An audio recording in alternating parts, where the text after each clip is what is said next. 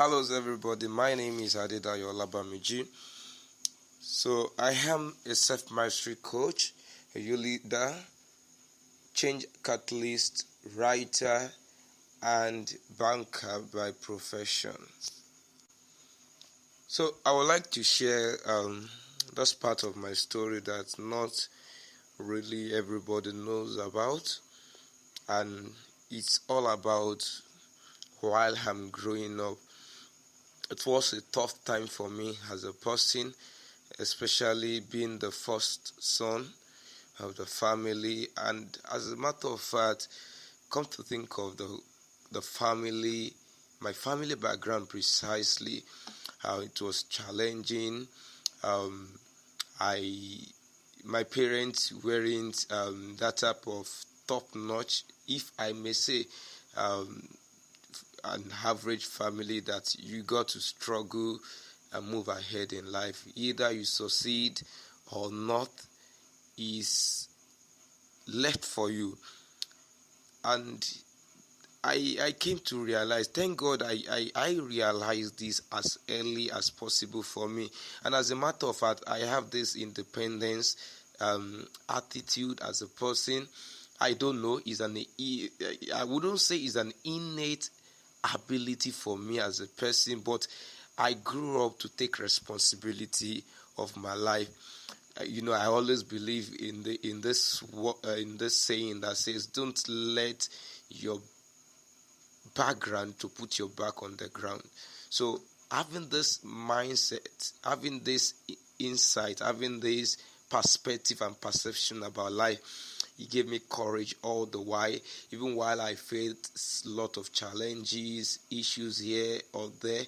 I still keep my head high and looking at the vision and the dreams that I have for my life. I wouldn't say I've not thought of giving up at the point, but I make it intentional to keep on pulling through, even at the face of challenges and situation. So basically, it wasn't an easy one for me. So let me quickly cite an example. I could remember when I was about getting admitted to the university. So I was at home for 2-3 years precisely, and it wasn't that I don't know what I want for myself. It wasn't that I don't pass exam. I did pass exam. I did the post-UME, fantastic. But you know how things roll in Nigeria, that some people wouldn't be picked up because they are not from a state, or because they are not, they don't know anybody and all that. But basically, that wasn't even the most painful part of it. But when the home back end doesn't even encourage you to push harder, that you have to depend on your own guts in order to look at your vision and look at life eyebrow to eyebrow and keep telling yourself that you are going to make it. So maybe probably you listening to me as a person, you get no courage from anybody. As a matter of fact, I always tell people, you don't get what you desire from life. You get what you deserve from life. So if there is anything you want to get in life, you have to deserve it. And that was the philosophy that governs my life as a person. So basically, I faced a lot of rejection at this point, even from family members. While I traveled, couldn't have to survive even with the help of a friend and God precisely, and this was very awful experience for me as a person. But the defining moment was at the point whereby I concluded in my mind that, see, no matter what I go through in life, no matter what life throws at me, I must not give up, because my testimony is in my success. As a matter of fact, I always have this perception and believe that success are families and failure is an orphan.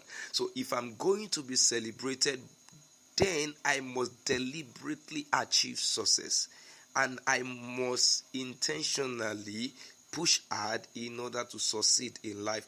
So this mantra keeps me going, even when I'm challenged, even when there is no money.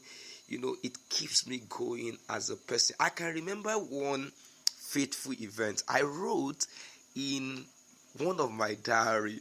Today being so date, I have no money on me. As a matter of fact, I have not even 5 naira, which is the least money as at that time. So fast and furious, 4 years ahead of that time, my younger sister saw that note, picked it up, and shouted from her room, wow, this is what you wrote some years back. And I looked at the note and I smiled, because that gives me a lot of memories about things I've gone through, things I've experienced in life as a person, and how I've been able to overcome them. Basically, I do tell people, nobody owes you anything in life. Nobody owes you anything. You must raise your head up and get to where you want to get to. I'm not saying it's going to be a perfect journey. I'm not saying it's going to be an easy one, but trust me, it's worth it. If you don't give up, if you consider giving up as not an option, it will definitely end up in praises for you as a person. So 2 important steps I took differently was, one, when I was 18, I decided to have a mentor. So I walk up to this man that looks at like the future I want to have. I said, sir, I want you to mentor me. And I remember one of the first meetings that I had with him, I asked him a specific question, and he said, and I asked him, here's the question. And that was at the point that I think Barack Obama was the president of the United States of America. And I asked him, I said, Barack Obama at that time was around 40-something years old precisely. And I said, how does somebody of 40-something years ago rose up to become the president of the United States of America? And that was one of the defining moments in my life. He explained 2 secrets that he gave me as a person. He said, one, you become the sixth of people that surround you, the sixth of 5 people that surround you. So you become the sixth. If you want to be a millionaire, if you surround yourself with 5 millionaires, there is 100 or 95% chances that you are going to be a millionaire. So people Barack Obama surrounded himself with the help of God, brought him to where he is, or brought him to where he was as at that time. Number 2, he made this clear to me. And it's all about God factor, that if I want to get to any place in life, with God,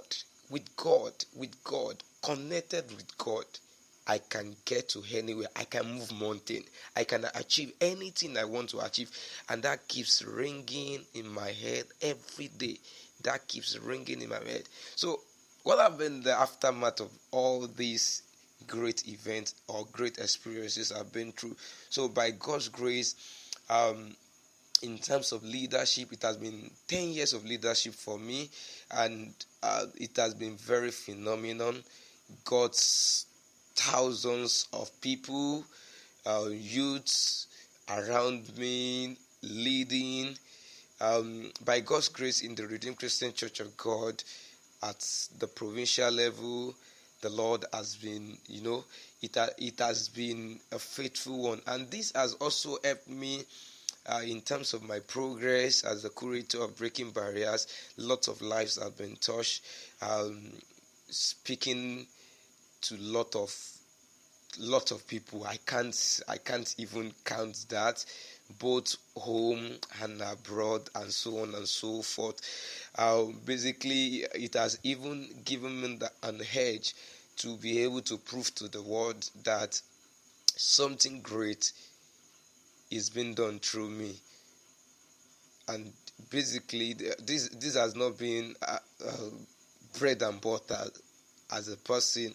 It has been seamless efforts has gone to arrive at this point. Lessons from my story.